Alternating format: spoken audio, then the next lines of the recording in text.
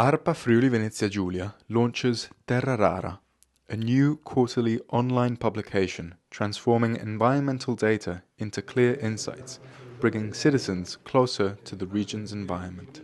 Certo, l'ARPA è l'unico ente scientifico che è per legge deputato al controllo del territorio, ma anche a quello di dare educazione ambientale e affiancare i cittadini. Quello è l'immagine che vogliamo dare, essere sempre al fianco di cittadini e delle imprese per un comportamento virtuoso, e in questo caso il blog contribuisce a questo.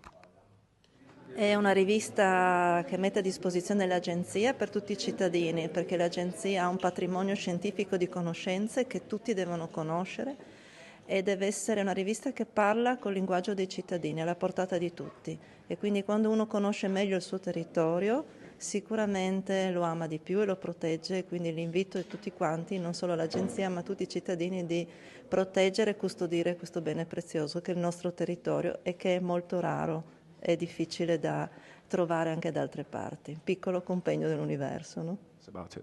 Yes, this Terra rara is a new product that has been prepared by the Regional Agency for Environmental Protection. It is a magazine that is thought to be used using internet essentially, and it can even be used easily using this kind of devices.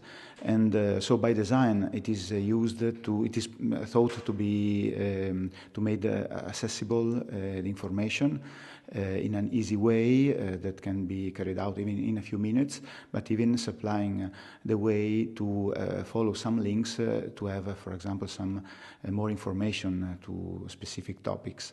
This is the zero number. It is a sort of experiment that we have carried out in these months, and up to now it has been appreciated by the people. We have collected a lot of connections and a lot of appreciations to this kind of